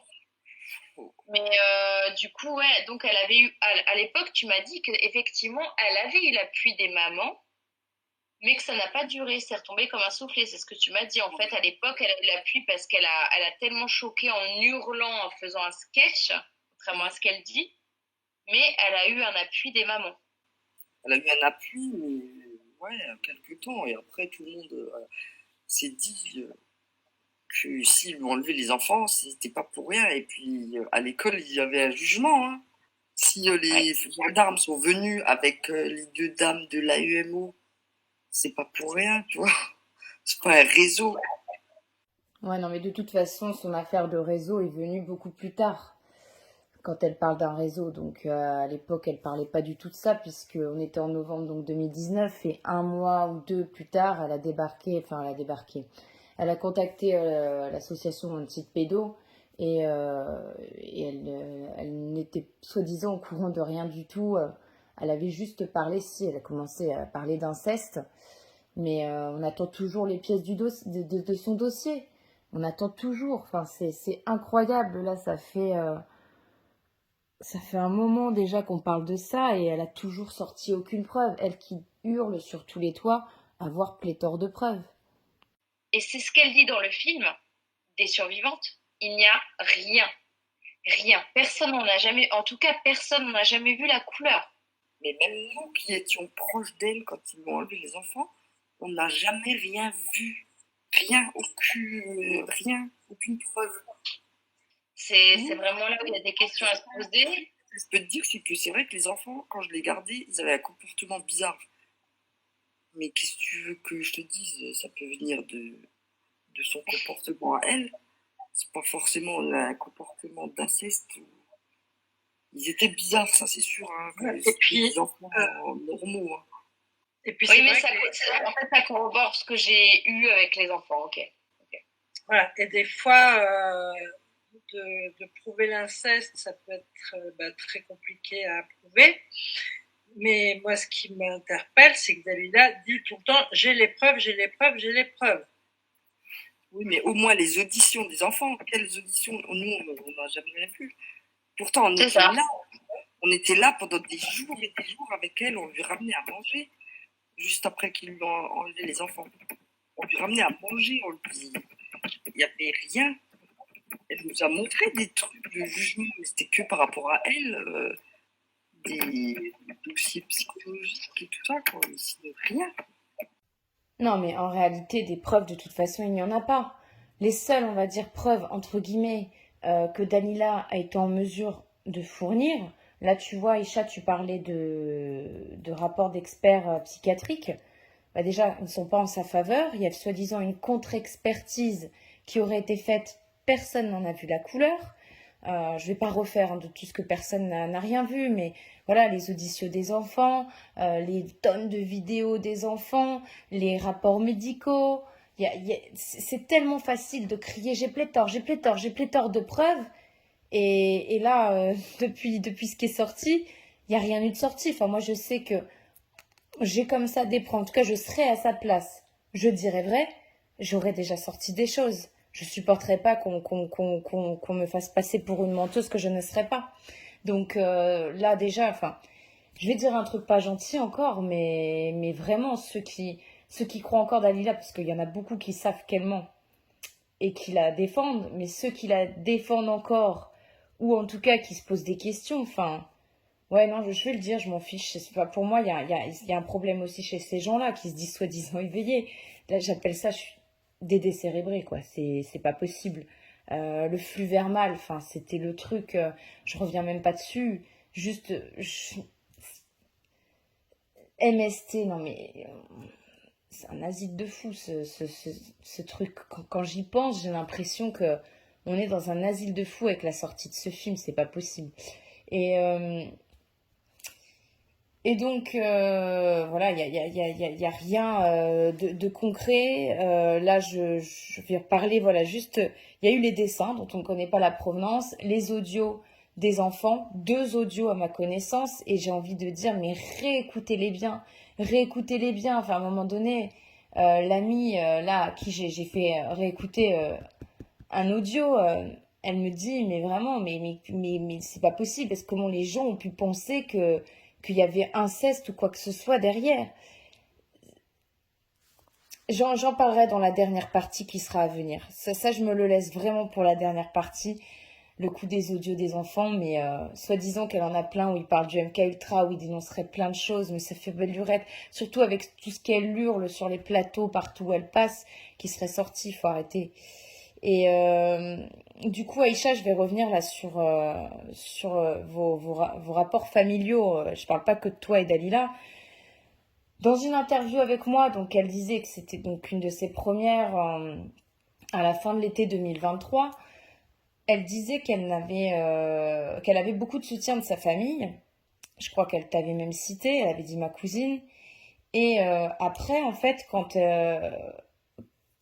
elle était chez Borowski, et on est presque un an après, elle dit que toute sa famille l'a lâchée. Elle parle même de ce qui se passait en Algérie et que ses parents auraient fait le parallèle avec ses enfants qui étaient dans des réseaux pédosatanistes. Mais c'est surtout que c'est vrai que je suis en train de repenser quand elle était venue. Elle commençait à me dire hein, qu'il y avait des personnes de sa famille qui la traitaient de menteuse, en fait. Donc là, je te laisse en parler. Tu es mieux placé que moi pour parler des rapports familiaux. Bah, après, elle a quand même eu du soutien de ses frères qui la connaissaient pas beaucoup. Donc, qu'elle est partie, faut savoir, de la maison à 18 ans et on sait pas trop ce qu'elle a fait. Mais par contre, les grands frères l'ont pas aidée parce que bah, ils étaient déjà en embrouille avec elle, même avant qu'elle vienne en 2017. Et oui, ses frères, il y a eu plusieurs frères. Elle parle d'un seul frère, mais c'est peut-être juste avec celui avec qui elle avait des bons contacts pendant l'interview. Mais autrement, il y a eu trois frères avec qui qu'elle a hébergé d'ailleurs. Et mais pas hébergé, pas à titre gratuit. Hein. Il y avait voilà quoi. Hein. Il y avait un échange de bons procédés. Hein. Jusqu'à ce qu'elle s'embrouille. Donc tu vois, ça a duré à chaque fois quelques mois jusqu'à ce qu'elle s'embrouille. Et là, ils l'ont tous lâché, quoi. Mais avant même de savoir qu'il y a une histoire d'inceste. Hein. Oui, parce que encore une fois, son histoire d'inceste est venue sur le tard. Et quand elle parle de réseau, oui, bon, bah, ses parents, forcément, ils ont vécu la guerre d'Algérie.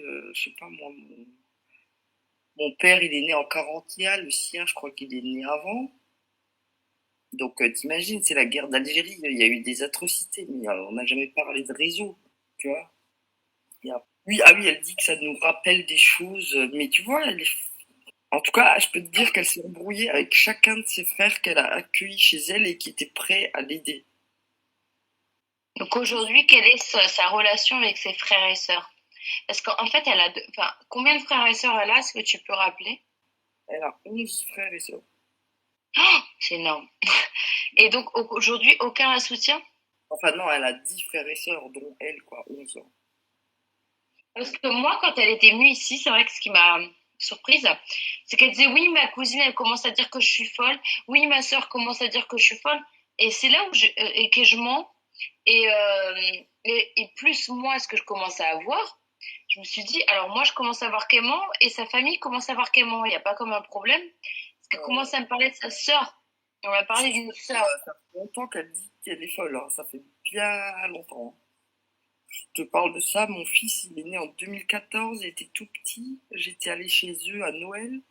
J'avais parlé avec sa sœur qui est médecin et déjà là, elle me dit oui, tu sais, Daniela, bon, ça fait longtemps que j'ai arrêté.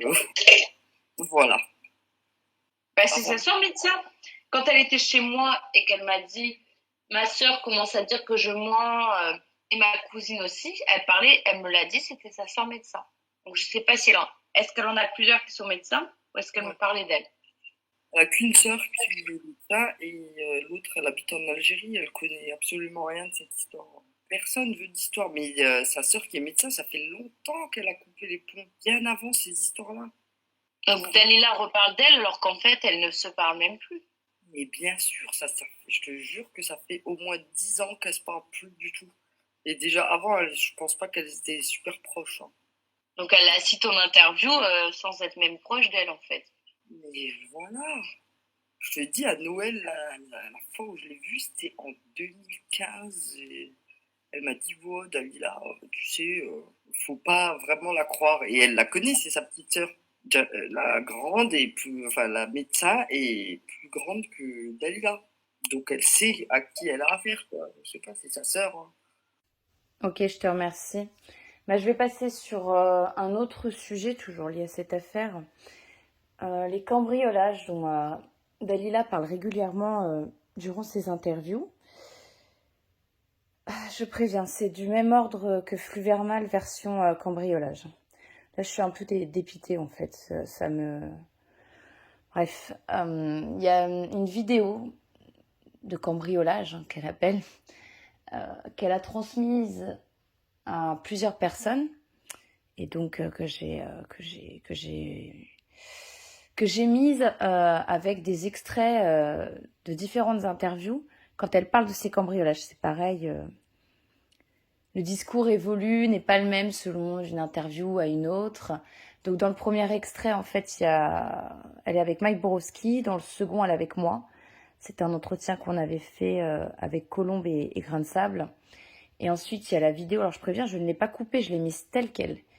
Et d'ailleurs, je notais que la date, c'est le 27 novembre 2019, soit même pas 15 jours après qu'elle ait perdu vraiment la garde définitive, on va dire, de ses enfants, qu'elle n'a pas perdu de temps. Et et ensuite, il y a un dernier extrait avec Carl Zero. Donc quand elle est avec moi, elle parle de caméras qui sont vers le bas. Donc on peut pas voir le visage des cambrioleurs. Et j'ai envie de dire, et pour cause, les personnes vont pouvoir comprendre pourquoi je dis ça par rapport à la vidéo, qu'ils auraient fait attention de ne pas être dans le champ de vision. En même temps, je crois que c'était difficile d'être dans le champ de vision vu comment c'était positionné, mais bon. Et avec Mike, elle parle de 3 hommes, et déjà il n'y en a que 2 sur la vidéo. Elle parle de 3 hommes, et dont un qui aurait une casquette enfoncée. Alors je vois pas trop là comment on peut voir ça sur la vidéo, mais c'est surtout qu'il y en a un qui court très très vite.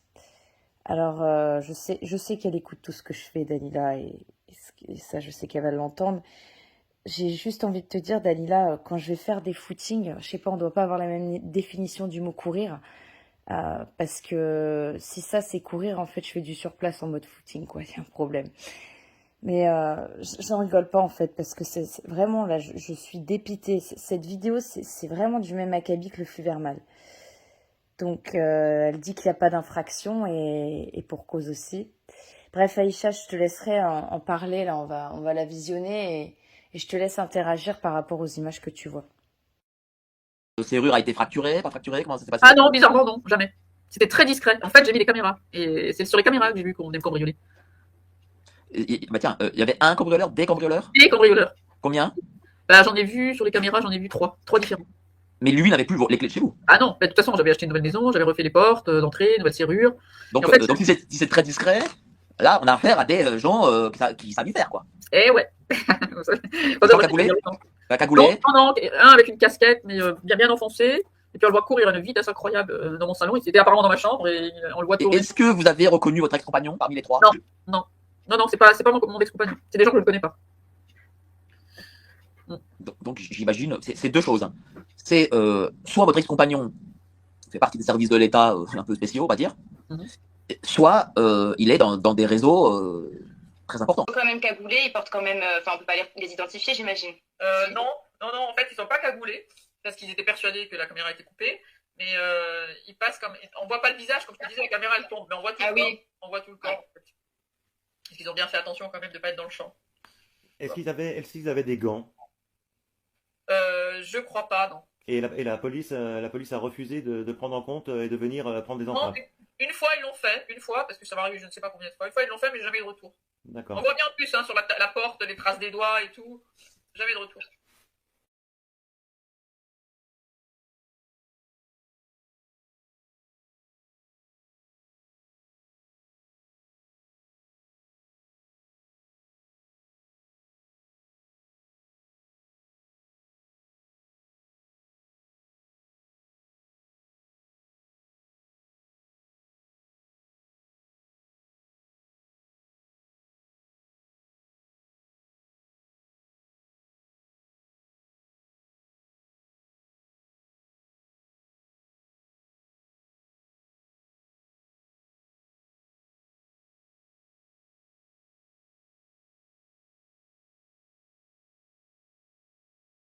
J'ai été cambriolé je ne sais combien de fois. J'ai mis des caméras pour prouver que j'étais cambriolé, parce que le comble, c'est quand on est cambriolé, vous avez même pas d'infraction. Il n'y a pas une porte de cassée, ni une fenêtre de cassée. Pourtant, je donnais une double à personne, j'ai refait mes portes et tout. Je sais même pas qui peut rentrer dans une maison avec une porte blindée sans laisser de traces. Et alors les gendarmes me disent, oh non, c'est impossible que quelqu'un soit rentré, alors qu'on a des traces de main. Moi, je vois bien, on sait très bien quand quelqu'un est rentré chez soi. Donc j'ai mis des caméras. Je mets les caméras et on voit bel et bien des gens qui rentrent chez moi. J'ai 3 personnes différentes qui rentrent chez moi. Donc je ramène les vidéos aux gendarmes pour dire, voyez, il y a bien des gens qui rentrent chez moi. Et ben, j'ai pas de réponse de leur part et j'ai aucune suite qui est donnée à toutes mes plaintes. Je sais même pas si c'est classé sans suite. Hein. Je suis obligée d'investiguer, de les harceler. Par rapport aux chaussures, déjà qu'on voit, on reconnaît, et elle-même a très bien reconnu les chaussures. C'est c'est des gens de sa famille qui l'ont aidé, parce que par infraction, déjà, je sais pas, elle a des portes blindées. Tu les as vues, non, quand tu étais chez elle? T'as vu ses portes? Ouais, porte blindée. Et d'ailleurs, c'est comme ça qu'elle a joué quand il y a des gens qui sont venus par infraction, soi-disant, et qu'en fait, toi, tu m'as fait comprendre que c'était des jeunes du quartier. C'est important de le dire parce que elle utilise ça aujourd'hui pour dire Claire, elle a eu peur quand elle est venue chez moi parce qu'il y a eu des gens qui sont venus en pleine nuit et toi, tu m'avais expliqué que c'était des jeunes du quartier. Exactement. C'était forcément des petits jeunes qui traînent. Elle habite dans un coin où il y a une espèce un immeuble où il y a plein de jeunes. C'est un bloc, quoi. C'est un peu un logement. C'est des logements sociaux. Et là, il y a plein de jeunes qui traînent toute la nuit, quoi. Ça n'a rien à voir avec des gens qui lui veulent du mal, hein. Et pour en revenir aux chaussures là qu'on voit dans la vidéo qu'elle montre chez Mike, je crois que ouais, chez Mike. Bref, je ne sais plus. Oui, en fait, elle le dit chez Mike Borowski. Elle leur dit à d'autres interviews ultérieures. Mais en fait, avec moi, comme j'ai dit, moi, c'était au tout début. C'est pour ça que j'ai trouvé intéressant de prendre mes interviews. Parce qu'elle ne dit pas le même discours chez moi au tout début, qu'elle évolue avec le temps. Voilà. Non, là, elle sait très bien qui c'est. C'est des gens de sa famille qui avaient les clés de chez elle pour l'aider. Là, elle utilisait, je t'avais dit, plein de gens pour faire ses travaux. Là, dans sa maison, il n'y avait rien. Qu'est-ce que tu veux cambrioler? Et Ouais, mais moi j'ai vu, il y avait effectivement pas grand-chose. Mais c'est juste pour dire qu'en fait, elle a utilisé voilà, les soi-disant vidéos de surveillance où on voit pas grand-chose à part 2 paires de chaussures, alors qu'elle parle de 3 personnes et qui courent. tu vois, en plus, le gars, il y en a un en habit de travail et l'autre, j'ai très bien reconnu les chaussures aussi. Je sais qui c'est, et elle aussi sait qui c'est. C'est juste des gens qui étaient chez elle pour l'aider, comme d'habitude, comme tout le monde, voilà quoi. Et d'ailleurs, pour en revenir au fait Ah, mais alors attends, excuse-moi, en fait, toi tu m'as dit les chaussures que tu reconnais de travail, parce que c'est vrai qu'on voit que le mec il est en tenue de travail, c'est un de ses frères avec son neveu, c'est ça? voilà. Et ils sont là D'accord. pour l'aider à la base. Ils sont pas là pour la cambrioler, c'est n'importe quoi. Ouais, mais comme elle dit qu'il n'y a jamais eu d'infraction chez elle, donc ça correspond, parce qu'ils avaient les clés, parce qu'elle leur avait prêté pour faire les travaux. Et comme on en parlait avec ses frères, elle accuse tout le monde de cambriolage, alors que c'est elle qui tue les affaires des gens. Tu vois, par exemple, ses frères qui ont vécu chez elle, ben, elle leur a jamais rendu leurs affaires. Moi-même, je lui ai prêté une imprimante, tu crois qu'elle me l'aurait rendue, et pourtant je lui ai redemandé plusieurs fois, tu vois. C'est elle qui a toutes les affaires de tout le monde, mais elle accuse tout le monde de cambriolage. Oui, ben, comme quand elle est venue chez moi, et j'ai aucun scrupule à le dire aujourd'hui, elle m'a volé quand elle est venue les 10 jours chez moi. Et que j'ai su qu'elle m'avait volé. Elle m'a volé des affaires, et je le sais. Bah, ça m'étonne pas. Et elle a fait pareil quand elle a été chez d'autres et que Maria était avec elle. Et Maria, elle témoignera si elle veut ou pas, je veux pas la forcer. Mais elle subit beaucoup de pression, voilà. Mais, on est sur, encore une fois, l'accusation inversée, quoi. Voilà. Et c'est comme l'argent qu'elle a prêté à que sa copine lui a prêté, une amie d'enfance.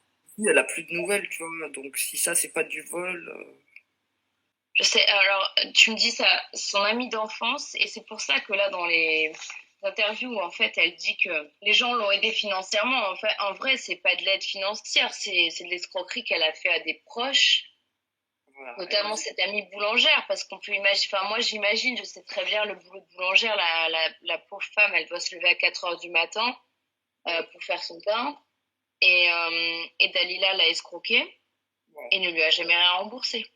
Ah bah non, elle a plus de nouvelles. Quand tu la croises, elle est complètement dégoûtée, hein, parce que Dalila, elle te vendrait voilà, de l'eau en pleine mer, quoi. Tu vois, de l'eau de mer en pleine mer, quand tu la connais pas. Ben, je suis pas étonnée parce qu'en fait, ça va avec tout ce que j'ai aujourd'hui.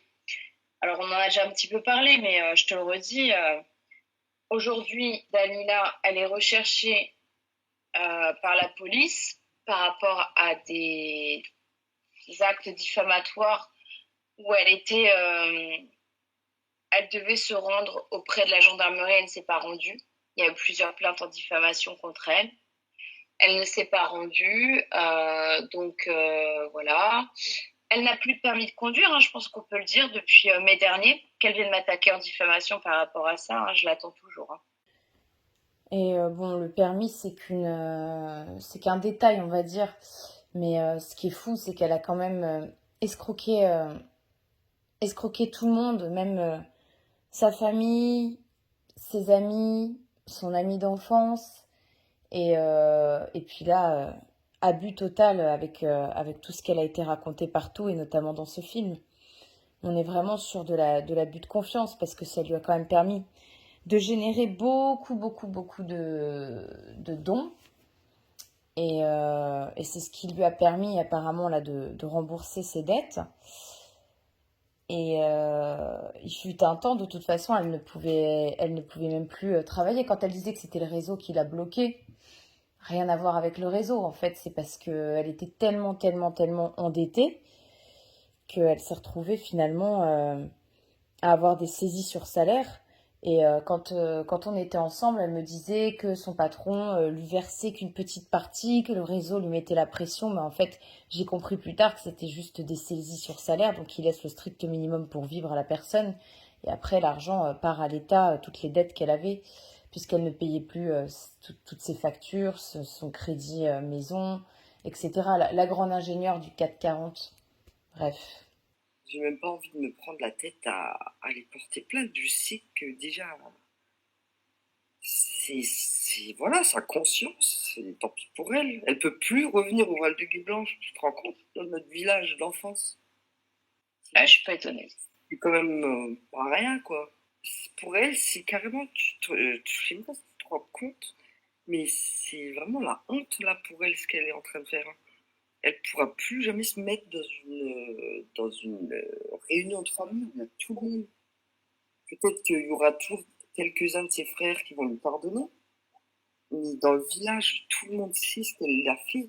Et ça, c'est inconcevable d'être aussi malhonnête.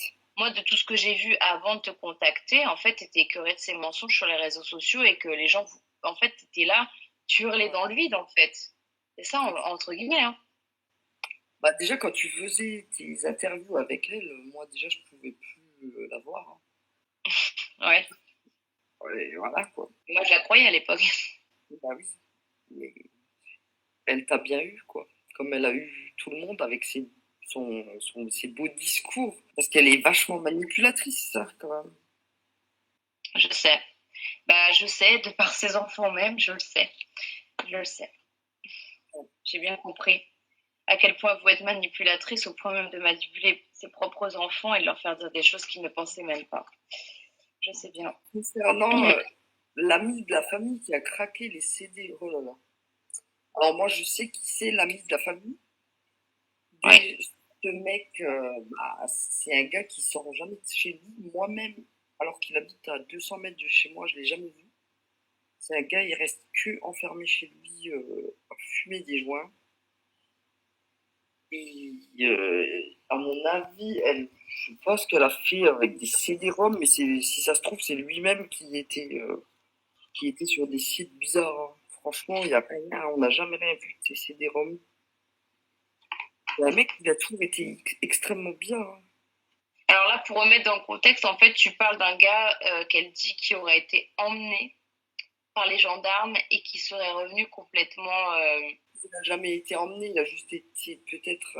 il a fait un stage au CHS. Et puis c'est tout, parce qu'il est complètement... pas schizo, mais paranoïaque.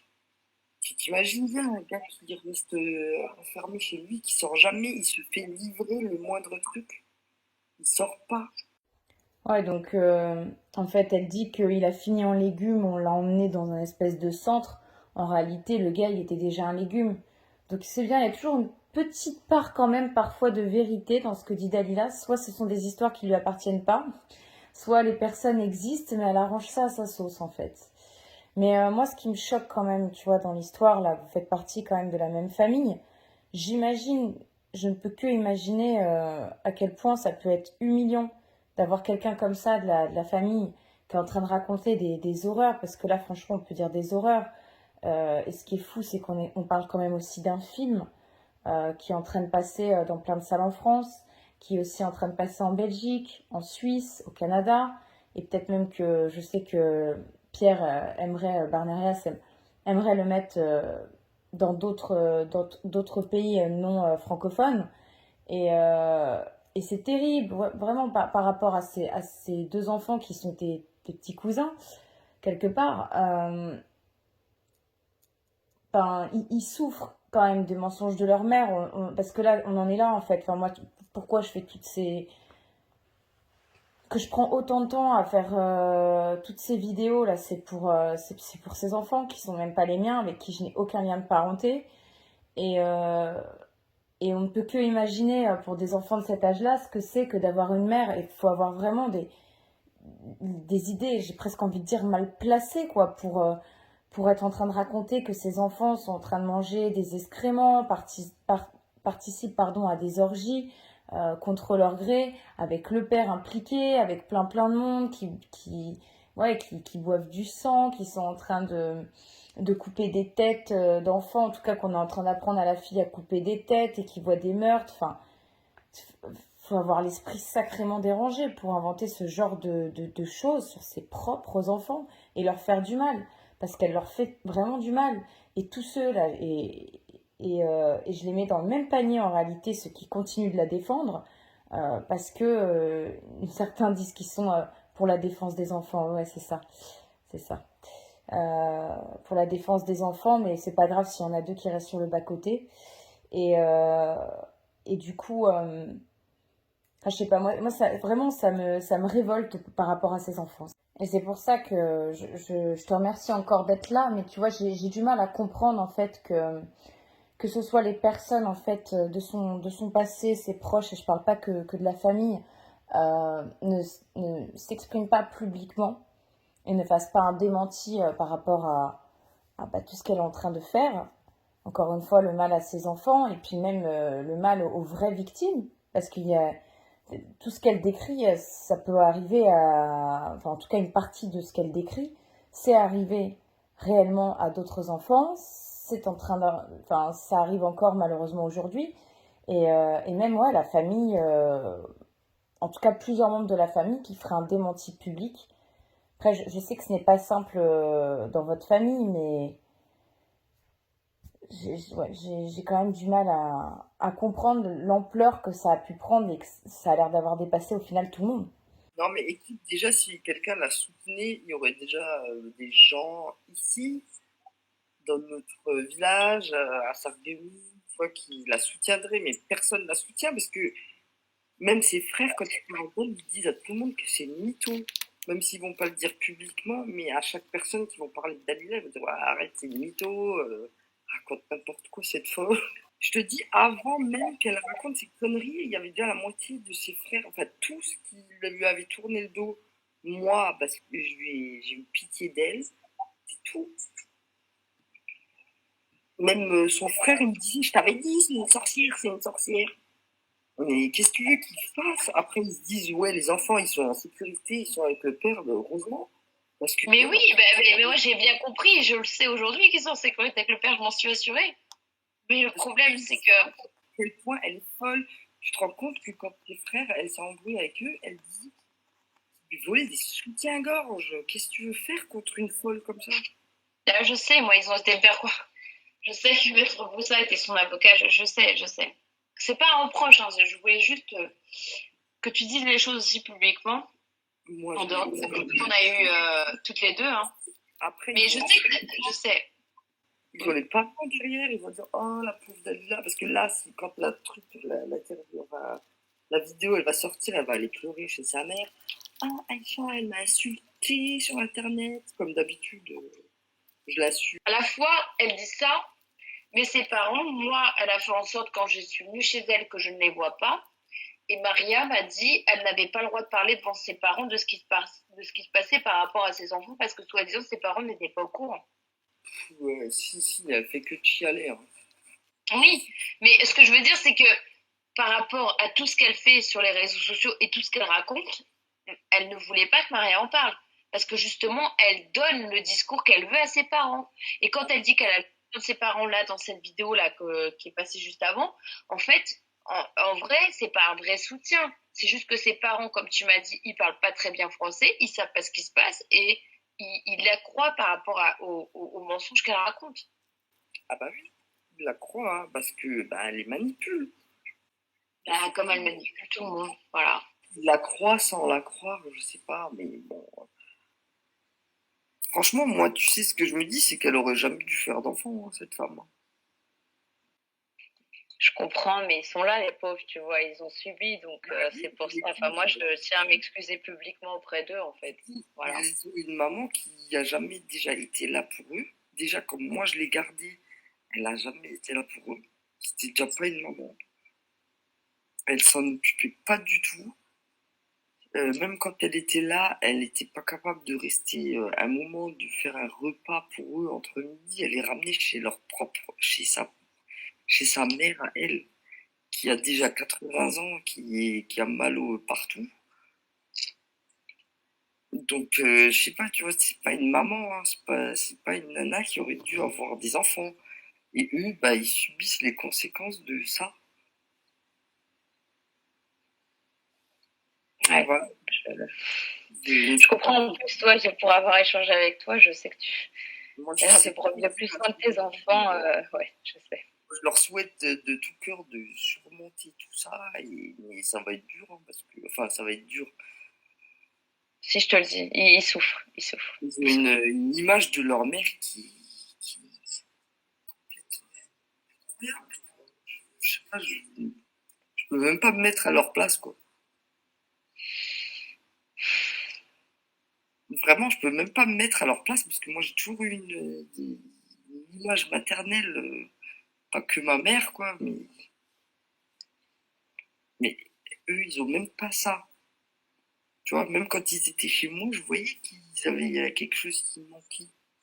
C'est pas normal déjà de laisser des enfants traîner, rester du dimanche au mercredi. Personne fait ça. Ah, je sais, j'ai vu les messages quand ils étaient tout le temps chez toi, je sais. C'est comme si elles déposaient des animaux en garde. Même tes animaux, je te jure que moi, mon chat, quand je le laisse, bah, je m'inquiète pour lui. Elle, c'est vraiment, mais là on le voit, hein, d'ailleurs, quand elle fait ses interviews, elle en a strictement rien à faire de ses enfants.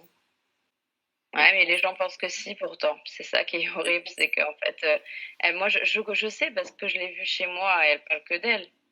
Mais les gens se rendent pas compte, ils croient qu'elle parle de ses enfants alors qu'en réalité, elle ne parle que d'elle.